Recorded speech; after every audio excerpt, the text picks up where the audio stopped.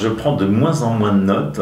J'en prenais énormément il y a 30 ans, et notamment lorsque on m'a proposé de faire mon premier livre. Ça m'a totalement stressé, pour pas dire paniqué. Et donc, pendant ce long voyage qui a duré 1 an et demi, j'ai noirci des carnets et j'en ai fait un livre qui est mauvais, qui est un carnet de bord où, en quelque sorte, au jour le jour, je raconte tout.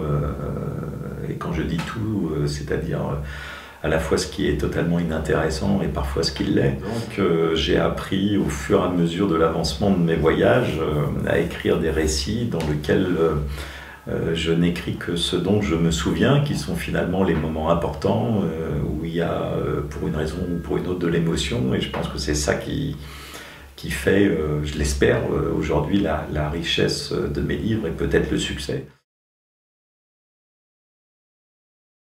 En quelque sorte, c'est le Vendée Globe des conducteurs de chiens de traîneau, cette Yukon Quest, une grande aventure qui du coup est partagée avec d'autres personnes qui ont cette même amour des chiens et de ce type d'aventure, ce qui était nouveau pour moi, puisque je n'ai cessé pendant 30 ans de voyager avec mes chiens, mais seul dans les grandes immensités sauvages. Donc là, le fait de partager ça avec d'autres était déjà quelque chose de très enrichissant. Après, c'est une course où s'affrontent voilà, les meilleurs mushers du monde. C'est donc aujourd'hui un très haut niveau, et c'est cela qui m'a plu aussi, c'est d'apprendre énormément, parce que j'avais beaucoup à apprendre pour pouvoir essayer, et j'ai prouvé que j'ai réussi d'accéder à ce niveau d'excellence qui doit être le nôtre pour pouvoir faire 1600 km en une dizaine de jours, comme ça, avec des chiens, au travers de ces paysages, de ces températures et de ces difficultés.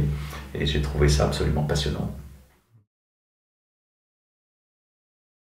Oui, avec en plus un scénario de film, puisque ça ne pouvait pas commencer plus mal et ça ne pouvait pas terminer mieux, puisque j'étais à la fin de la course l'attelage le plus rapide, ce qui était pour moi à la fois extrêmement motivant et une surprise pour les autres concurrents, mais aussi pour moi-même, parce que même si j'espérais bien évidemment être concurrentiel, je n'imaginais pas pouvoir prétendre être dans les premiers. Et là, tout le monde sait aujourd'hui que si je me représente, ce qui va être le cas au départ d'une course, je peux prétendre être sur le podium.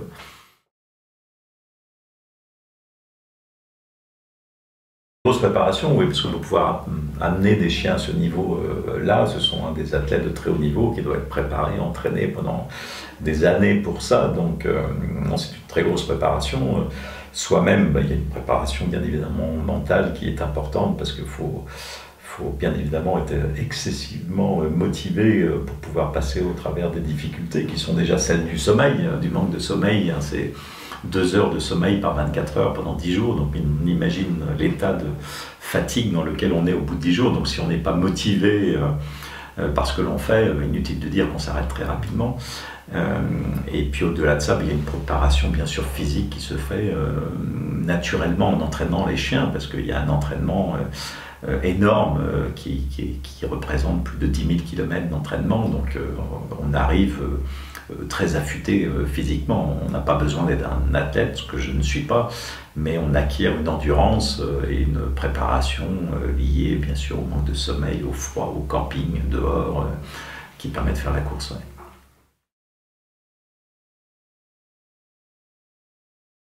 Il y a en quelque sorte 2 championnats du monde qui se courent.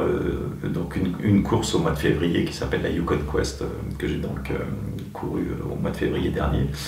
Et puis une seconde course qui s'appelle l'Iditarod et qui se court au mois de mars et qui traverse toute l'Alaska, qui est aussi un très très grand événement là-haut, et donc je vais présenter au départ de l'Iditarod l'hiver prochain.